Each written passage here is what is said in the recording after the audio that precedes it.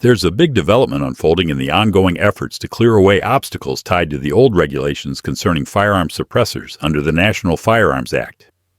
A new federal lawsuit has just landed, aiming to sweep aside state-level bans on these devices. This legal move comes right on the heels of the major overhaul to the NFA tax, tucked away in what's now being called the Big Beautiful Bill. This bill brought the once $200 transfer tax down to zero. This change has set the stage for a legal push that many have anticipated for quite some time. Let's break down what's happening. This lawsuit isn't just about the tax cut, it's a reaction to the simplified versions of the Hearing Protection Act and the Short Act, bundled together into House Resolution 1.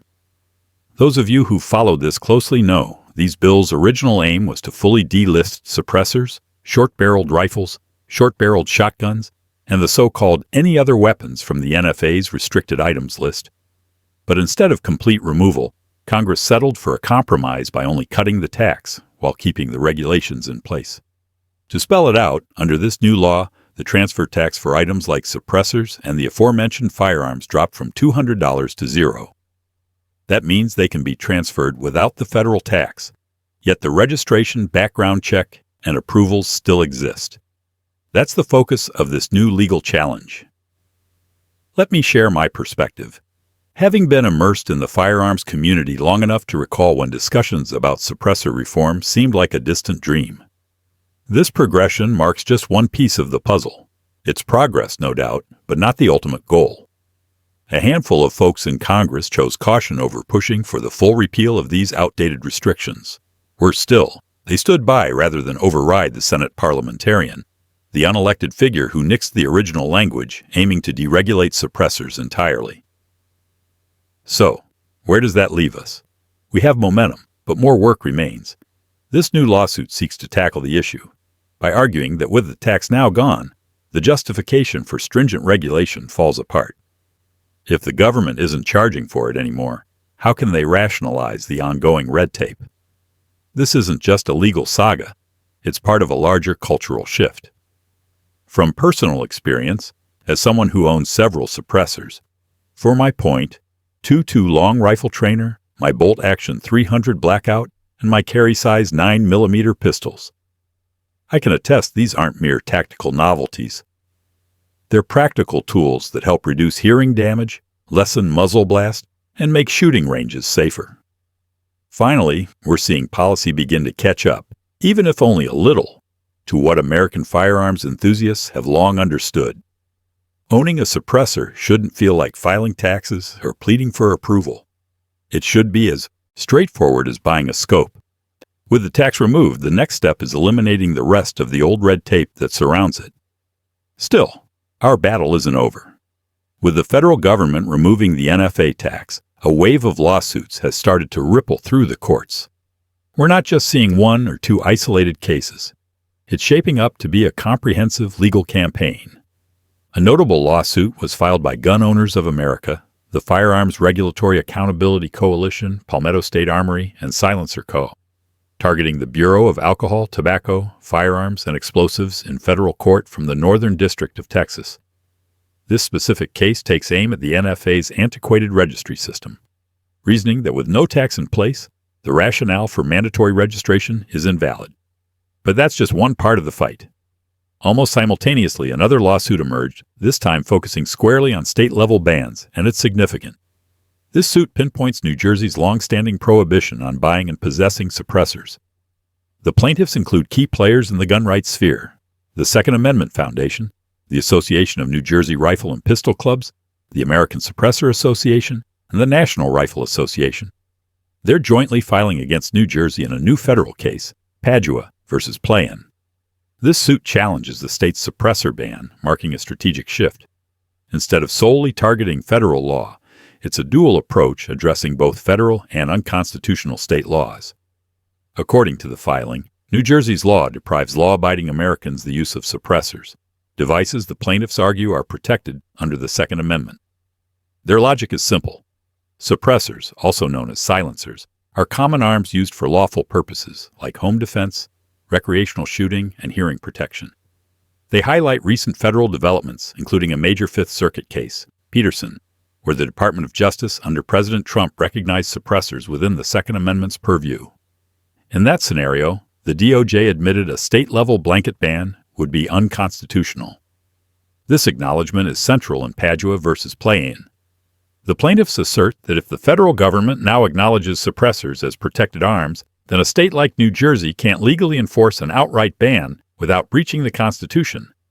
They contend this ban clearly falls within the Second Amendment's scope, as suppressors enhance the safe and effective use of guns. They further question the state's capacity to defend its law historically, stating any gun control must align with America's historical traditions in firearm ownership and use. In their view, New Jersey's law fails this test completely. Suppressors have been part of American shooting culture for well over 100 years, with no tradition supporting their outright ban. In essence, the plaintiffs argue New Jersey's law not only lacks constitutional support, but also infringes on peaceful citizens' rights to defend themselves with commonly owned arms. We're witnessing a shifting legal landscape. With the NFA tax gone, it's becoming increasingly challenging for legislators to justify suppressor bans or heavy restrictions. As more cases flood the courts, we might see a future where owning a suppressor is legal without jumping through federal hoops and where state bans begin to topple like dominoes. The lawsuit highlights that suppressors aren't rare or exotic. They've been owned and used responsibly by civilians for over a century. Today, they're legal in 42 states, and millions of Americans legally own them. For years, federal ownership required a lengthy process involving registration, fingerprinting, background checks, a long wait, and until recently, a $200 tax stamp. Now that the tax is zero, effective January 1st, 2026, the plaintiffs use this shift as the catalyst to challenge remaining state bans. They're also pointing out a global perspective. Suppressors aren't just legal across much of the U.S. They're accepted in many countries worldwide, some with no restrictions on their use. This wildly contrasts with the misinformation often present in American debates, which paint suppressors as Hollywood-style silencers. The truth is, these are practical tools for hunters, sportsmen, and homeowners looking to protect their hearing and be courteous to neighbors. The complaint wraps up with two specific court requests. First, the plaintiffs seek a formal ruling declaring New Jersey's suppressor ban unconstitutional under the Second Amendment. Their argument is straightforward. These devices are in common use, and banning them deprives law-abiding citizens of using widely owned arms. Second, they seek a permanent injunction barring New Jersey officials and law enforcement from enforcing the suppressor ban in the future. Essentially, the plaintiffs ask the court to eliminate the law and prevent future attempts to reintroduce it. It's a significant legal maneuver, coordinating with a federal case unfolding in Texas. Together, these lawsuits form a coordinated attack, challenging remaining federal registry demands and unconstitutional state bans that have lasted beyond justification. Moreover, it wouldn't be surprising if similar lawsuits arise in other states with anti-gun stances still limiting suppressors. We might even see parallel cases for short-barreled shotguns and rifles, now unaffected by the NFA tax too. This case looks solid. Legally, it's rooted in recent precedent, and politically, it aligns with the direction the Trump DOJ has leaned in past filings, notably supporting plaintiffs in legal battles over so-called assault weapons and high-capacity magazines. I'd expect the DOJ to back this suit as well. So there you have it, a new legal challenge against New Jersey's suppressor ban has launched, reacting to legislative changes from the Big Beautiful Bill. More updates will come as this case progresses through the courts.